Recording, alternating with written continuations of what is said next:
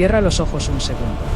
Imagina que el viento te golpea la cara. Es un viento frío, seco, que anuncia el invierno. Estás de pie en la orilla de un río, en medio de la nada, en las llanuras de lo que hoy es Ucrania. Es el otoño de 1362. Frente a ti, el horizonte se oscurece. No son nubes. Es un ejército. Son los herederos de la fuerza más aterradora que el mundo ha conocido jamás, los mongoles. Los hombres que hicieron temblar a papas y reyes, los que convirtieron ciudades enteras en cenizas. A tu espalda, otro grupo. Hombres del norte. Lituanos. Gente que la Europa civilizada todavía mira con desprecio, llamándolos paganos, salvajes, adoradores de ídolos en los bosques. El aire pesa. Huele a hierba mojada, a cuero y a miedo contenido. En unas pocas horas, el agua de este río se teñirá de rojo. Y lo que va a ocurrir aquí cambiará el mapa de poder de Europa del Este durante los próximos 600 años. Pero aquí viene lo inquietante. Esto no es Kulikovo, esa batalla que Rusia no se cansa de celebrar. Tampoco es Grunwald, donde cayeron los caballeros teutónicos. Esto es Aguas Azules. Una masacre casi borrada de los libros de historia, un fantasma en la memoria colectiva. Y, sin embargo, fue quizás más decisiva que todas las demás juntas. ¿Por qué nadie habla de esto? ¿Por qué una victoria tan aplastante se desvaneció en la niebla del tiempo? Y, lo más importante, ¿qué diablos pasó realmente a orillas del río Sinjuja aquella tarde gris? Antes de adentrarnos en la oscuridad, dime algo. ¿Desde dónde estás viendo esto? ¿Qué hora marca tu reloj mientras escuchas esta historia olvidada? Déjamelo en los comentarios. Tengo curiosidad por saber desde qué rincón del mundo nos acompañas. Y ahora, si valoras la verdad por encima de la leyenda, dale al botón de suscribirse y activa la campana. Vamos a desenterrar lo que la historia quiso ocultar. Para entender por qué la sangre derramada en Aguas Azules importa tanto, tenemos que retroceder el reloj. Un siglo entero. Año 1240. Las fuerzas de Batú Khan barren Europa del Este como una plaga bíblica. Pero no cometáis el error de pensar en ellos solo como bárbaros a caballo. No. Eran ingenieros del poder. La Horda de Oro, o el Ulu-Gulus como ellos se llamaban, no era solo un ejército. Era una maquinaria administrativa perfecta y despiadada. Desde su capital en Sarai, a orillas del Volga, controlaban un imperio que iba desde los bosques de Siberia hasta las fronteras de Hungría. Su sistema. Sencillo y brutal. Imagina a los príncipes rusos, los gobernantes de lo que hoy es Rusia, Ucrania y Bielorrusia. Tenían que arrastrarse hasta Sarai, cruzar medio continente, para recibir un yarlik. Un trozo de papel, una patente que les daba derecho a vivir y a gobernar a su propia gente. Pagaban tributo anual. Entregaban a sus hijos para la guerra. Y si alguien se atrevía a levantar la voz, las tropas mongolas aparecían en el horizonte para recordarles, con fuego y espada, quién mandaba. Lo fascinante es que era un imperialismo pragmático hasta la médula. A la Horda no le importaba tu Dios ni tus leyes. Solo le importaban dos cosas, el dinero y la sumisión. Y durante 100 años, el sistema funcionó como un reloj suizo manchado de sangre. Pero hay un problema con los imperios construidos sobre el miedo y la fuerza bruta. Cuando el líder fuerte muere, los cimientos empiezan a crujir. 1359. El Khan Berdibev es asesinado. Y no por un enemigo externo, sino por su propia sangre. Se abrieron las puertas del infierno.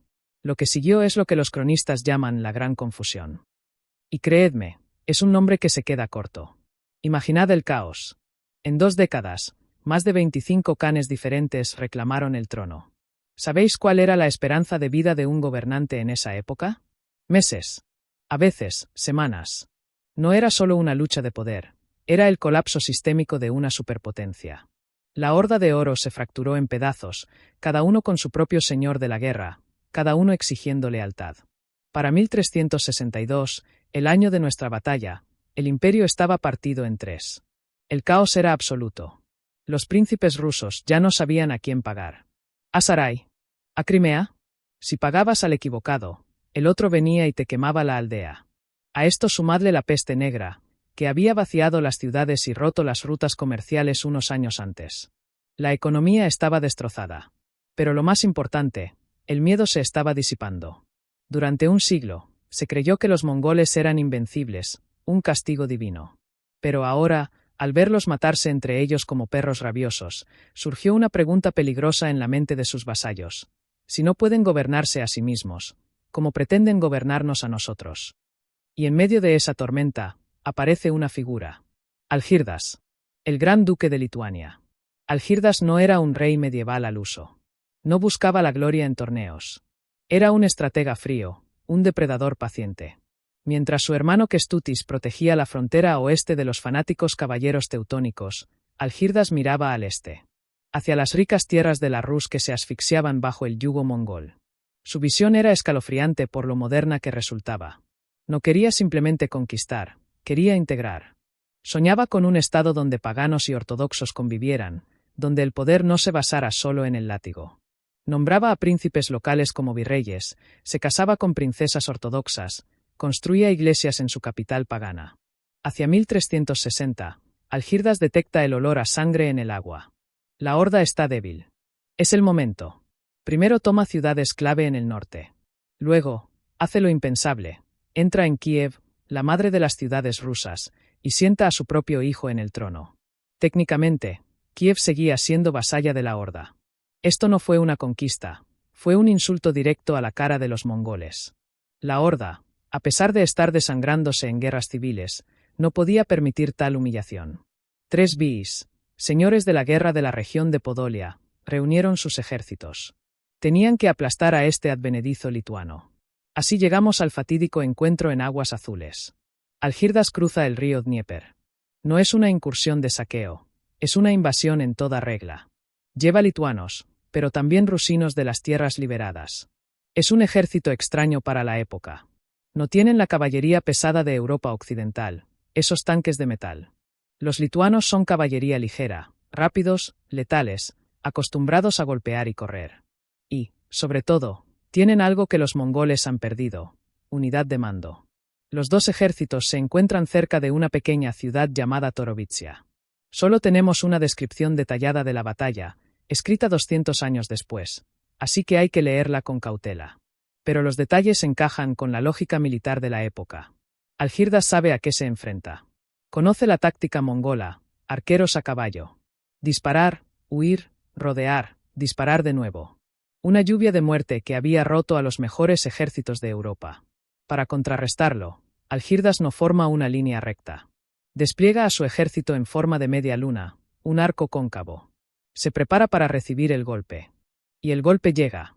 La caballería tártara se lanza contra los flancos, disparando flechas sin cesar. El zumbido de la muerte en el aire. Mantienen la distancia, buscando el hueco, buscando el pánico. Pero algo falla. Las flechas no hacen el daño esperado. Quizás los lituanos llevaban mejores escudos ese día. O quizás, y esto es lo más probable, la calidad de los guerreros de la horda ya no era la de los tiempos de Gengis Khan. Eran hombres reclutados a la fuerza, con peor equipo, mal pagados. Las flechas rebotan. Los lituanos aguantan en silencio, disciplinados. Y entonces, Algirdas da la orden. La media luna avanza.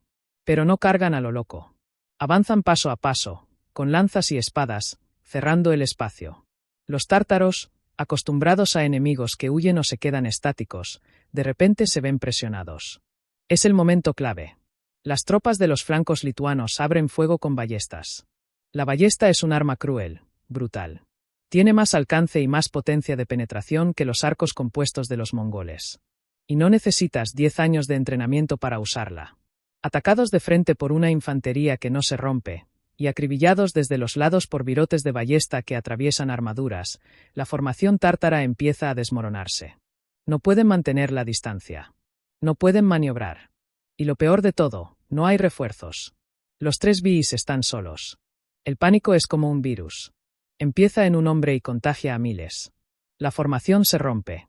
Se convierte en una huida desesperada.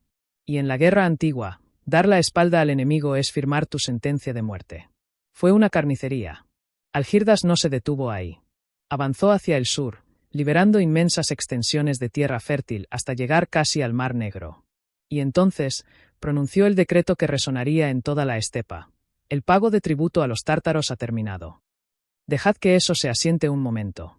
Después de un siglo de humillación, de carretas cargadas de oro y esclavos viajando hacia el este, se acabó.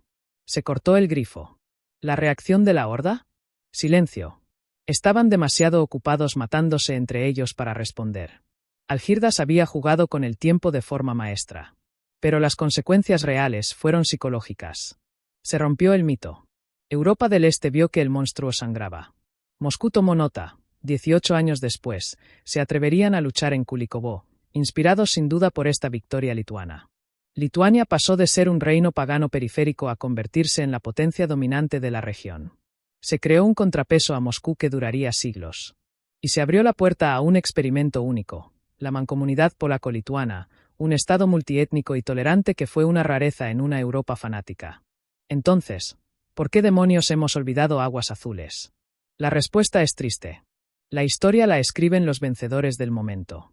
Cuando Lituania se unió a Polonia, los polacos no tenían interés en glorificar victorias lituanas. Cuando Rusia se tragó a ambos siglos después, los historiadores imperiales y luego los soviéticos necesitaban que la narrativa se centrara en Moscú, en Kulikovo.